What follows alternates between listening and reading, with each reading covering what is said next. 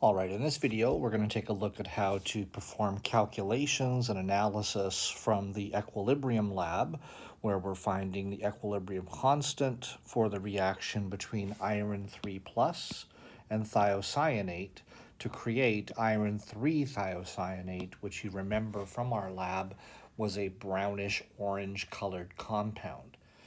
You looked at the absorption spectrum for iron thiocyanate and you noted the wavelength of maximum absorbance, the lambda max, and you recorded that value here on your handout. Then, using the vernier colorimeter, you selected a wavelength of the four options there that was closest to this lambda max, the wavelength that gave the maximum absorbance. Then we had two parts to the lab. Your group of four people divided the work, and two people did part one, two people did part two. In part one of the experiment, we are going to construct a Beer's law plot. So you had this table of 5 different solutions that were made. You used a 50 milliliter volumetric flask to prepare the solutions. In these solutions, the concentration of iron was much, much higher than the concentration of thiocyanate. Because of that much higher iron concentration, we assumed that in these 5 flasks, the reaction went to completion. So underneath here, we're going to calculate or fill in an ice table for the 5th solution. So looking up at the table where we used 5 milliliters of the 0.2 molar iron, 5 milliliters of the 0.002 molar thiocyanate, and together we had a total of 50 milliliters after filling the flask with water. So a sample calculation of the initial concentration of thiocyanate in the little box here. So I'm going to just do a dilution calculation. The concentration after dilution, C2, is C1V1 divided by the final volume.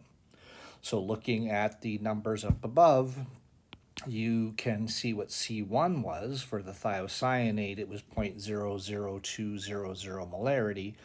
V1 is the volume that you used in trial 5, so 5.00 milliliters, and V2 is the total volume, which was 50 milliliters in the flask. So you would put all those numbers in, and you would calculate the concentration after everything was mixed. And that's your initial thiocyanate concentration. So in this ice table, you had a number here. In fact, I'll just put the number in. I believe you have 2.00 times 10 to the minus 4 as the initial concentration of thiocyanate. Doing a similar calculation for the iron, it was much more concentrated. Its original concentration before dilution was 0.2 molarity. After dilution, we showed it was 0.20200 molarity. We didn't put any iron thiocyanate in the flask, so that was initially 0. Now again, because the iron's concentration is so much greater than the thiocyanate, the reaction really doesn't reach an equilibrium, it goes to completion. So looking at the two numbers, initially, the smaller number, grade 11 chemistry, limiting reagents, that smaller number got used up completely. So we lose 2.00 times 10 to the minus 4. It's a 1-to-1 ratio, so everything here is changing by the same amount. The important thing, the thiocyanate got used up, and the iron, it gives us some number, but I don't really care what that concentration is. The iron thiocyanate at equilibrium, or on this third line of the table, is 2.00 times 10 to the minus 4 molarity. So because the reaction essentially goes to completion, we can say that the concentration of iron thiocyanate is 2.0 times 10 to the minus 4 molarity in that 5th flask. So on the top of the next page, there's a little table there, trial 1, 2, 3, 4, 5, those are the 5 flasks. We just showed that the iron thiocyanate in the 5th flask was 2.00 times 10 to the minus 4 molarity. Notice in the first flask, there was no thiocyanate that was put in the flask. The thiocyanate volume there was 0. So because of that, the first flasks didn't really have any iron thiocyanate in it. So on the next table here, the initial trial 1 rather's iron thiocyanate concentration would have been 0. So you can do a similar dilution calculation and you can figure out what the iron thiocyanate concentrations were in the second, third, and fourth flasks. And you can fill these numbers in here, here, and here. So you'll have all 5 concentrations.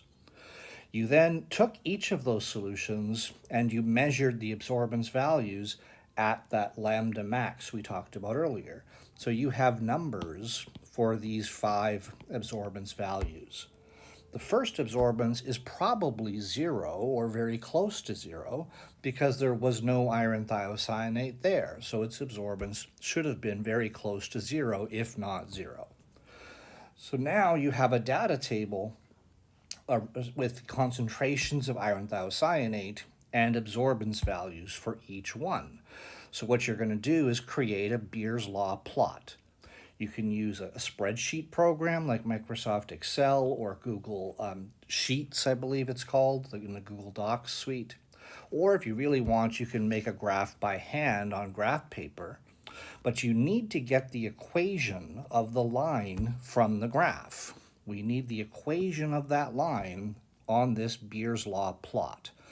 So if you're doing it on Microsoft Excel or in Google Docs, Google Sheets, there is a way to get the equation of the line in those programs. If you know how to do it on your graphing calculator, you could do that as well. You're going to do linear regression on the calculator. If you don't have any of those options, and there is another option, you can go to the internet. You can open up a web browser. Where's my internet here? There we are. And you're going to go to, you can do a Google search for linear regression calculator. Okay, so Google that, and you'll see one option is a website called GraphPad. So that's where you want to go. The website is more complicated than just GraphPad. There's the entire web address. But if you just Google linear regression calculator and then look for the option, it'll be one of the top options that comes up on the GraphPad site. So you'll get this table. You're going to enter the concentrations of your 5 solutions in the first column, your X values. So for example, the first solution had 0 concentration. The 5th solution was 2 times 10 to the minus 4 molarity. So you could type that either as 0.00002, or on the computer you can type 2.00 or 2.00, or you could just type a 2. And then you type the letter E, this is for scientific notation on a computer, and then minus 4. So 2e minus 4 means 2 times 10 to the minus 4 on the computer. So you'd fill in trials 1, 2, 3, 4, 5, their concentrations that we got from our lab handout. And then in the Y values, those would be your absorbances. When you've entered those in, you press the orange Calculate Now button, and it'll show you a graph something like this. This data is not the same data that you'll have. And then you'll notice down below, it shows you the slope. Now here, the slope has an error added to it, so I'm just going to ignore that. The slope here is 100 for this graph that I've got. It says plus or minus this little number. Just ignore that. And it gives me the y-intercept also with an error as well. So just ignore the error. The y-intercept here is negative 3.4 times 10 to the minus 9, which is such a small number that I would probably just say the y-intercept here is 0. But if you don't get such a small number, you'll have an actual y-intercept. It might be positive, it might be negative. But there's your slope, there's your y-intercept. You can go back to your lab handout, and over here, you can write the equation of that line. You remember an equation of a straight line is y equals mx plus b. The m is your slope from the graph pad, and the plus b would be the y-intercept. So for example, since we graphed absorbances on the y-axis, I'll say A equals instead of y equals. My slope was 100. Yours will be completely different, so don't think it'll be the same as that. And then on my x-axis, I had concentrations on my graph, so I'll put a C there for concentration. And then if you wanted to put the y-intercept, my y-intercept, if I go back and look at that again, was negative 3.4 times 10 to the minus 9. So I would write over here minus 3.4 times 10 to the minus 9. Because it was a negative number, I put a minus. If it was positive, you'd put a plus. Okay? This equation from the Beer's law graph is really important. You need that equation, and it has to be accurate in order to do the second part of the calculations. So part 2, the other 2 people in your group, they prepared 5 test tubes. Instead of flasks, they had test tubes. Here are the 5 test tubes, 1, 2, 3, 4, 5. They were using a much more dilute solution of iron. So instead of 0.2 molarity, they were using 0.002, which was the same concentration in the flask as the thiocyanate's concentration. So because those 2 concentrations are now in the same range, they're both very, very small, the assumption that we made back here in this ice table that the reaction would go to completion, this is no longer true. So when people in part 2 set up an ice table, their initial iron concentration, it will not be the number I'm going to put here, but I'm just going to make one up. Suppose they find that their initial iron, after they do a dilution calculation, they get 2.6 times 10 to the minus 4. Okay? Notice that that's in the same range as the thiocyanate. So we can no longer assume that this goes to completion. We can't just subtract one of those 2 numbers. But they did, in the experiment, they measured the absorbance values for each of these 5 test tubes. So you have numbers here. You also now have the Beer's law equation for absorbance equals, etc. You can rearrange that Beer's law equation. If this was your equation, you could say that C, the concentration, would equal A, the absorbance. Because I have a negative y-intercept, I'll say plus 3.4 times 10 to the minus 9, all divided by my slope, which was 100. So I've just rearranged that equation to find C, the concentration of iron thiocyanate. So if I've measured an absorbance value down here, I can plug that absorbance value into this equation and calculate what the concentration of iron thiocyanate is. So let's suppose after they do that, they take the absorbance and put it in the Beer's law equation and they find the concentration. Let's suppose they get a concentration of iron thiocyanate of 1.6 times 10 to the minus 5 molarity. I've just made that number up, so don't think that yours will be that. Well, then we can go back to our ice table. Remember, this is an ice table for part 2 of the lab now. And they can say that the iron thiocyanate concentration, what did I just say, was 1.6 times 10 to the minus 5. Because that's when the solution was mixed and the color was no longer changing. That's the equilibrium concentration of iron thiocyanate. So if we know all of the initial numbers and we know this equilibrium number for iron thiocyanate, we can now fill in this ice table. The iron thiocyanate would gain this amount. The others would lose this amount.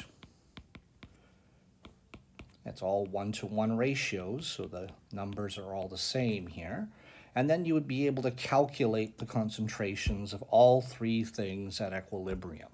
Then you could set up a Kc expression for the reaction, plug those numbers in, and get a value for Kc. So you're going to do this 5 times. So you're going to set up 5 ice tables on loose leaf, and you're going to have to calculate using the absorbance values from these test tubes. you're going to have to calculate the iron thiocyanate concentration in each test tube at equilibrium using the Beer's law equation that you had here. Then set up 5 ice tables. Here we are, set up 5 separate ice tables, calculate Kc 5 times, and hopefully they're close, hopefully they agree within reason, and then find the average Kc. Now, one little word of warning. Look at my iron thiocyanates concentration here. If that number, when I put it back here in my ice table, if the iron thiocyanates concentration turned out, for some reason, to be larger than one of the initial concentrations here, we have a problem. If the iron thiocyanate is larger concentration than the initial concentrations of iron or thiocyanate, when you subtract it on the change line of your table, you'll end up getting negative numbers for the concentrations at equilibrium. And of course, you can't have a negative concentration. Sometimes that happens. For some reason, someone gets an iron thiocyanate concentration that's too big. Some error occurred. If that happens, put it in an ice table, show you get a negative number at equilibrium, and then just stop there. You can't calculate Kc in that situation. So you might not end up having 5 different Kcs. You might end up having only 3 or 2 or 4. Hopefully that won't happen to you, but it does happen once in a while. All right? So at the bottom here, here's what I'm going to want from each pair of students, okay? So each pair of students in the lab, you're going to set up basically a formal lab report. I want a title page in your lab report. I want a written abstract, which is like an introduction to the lab. It should be about a half of a page long. In that paragraph, you're going to tell me the purpose of the experiment. You're going to briefly summarize the procedure for the entire experiment. That should take about 6 or 7 sentences. And then you're going to give me the average value of the Kc that you found at the end. That'll be your conclusion. You're going to include the data sheet, both sides, okay? Both sides of this sheet, a picture of them. You're going to include a piece of loose leaf where you showed 5 ice tables filled in for the second part. And you're going to show me a Beer's law graph that you made by hand. On that graph, there should be the equation of the line clearly visible, okay? And then finally, you're going to show me a sample calculations for the initial iron concentration in test tube 1. What else here? We want the sample calculation of iron thiocyanate at equilibrium using the Beer's law equation for test tube 1. All right, so make sure you're following the instructions here, showing calculations beside each of your ice tables to find Kc. So just follow those instructions. So in the end, one pair of students who work together on the lab, you're going to hand in one report on Google Classroom, a title page, about a half-page introduction that describes the purpose, procedure, and conclusion, your data sheet, both sides, a piece of loose leaf with 5 ice tables, a Beer's law graph with the equation shown, and sample calculations as described here. All right? If you have questions, if you have problems, you'll be able to ask me those when we come back to class later. But if you can jump in and try that yourself, hopefully it'll go smoothly for you. Good luck.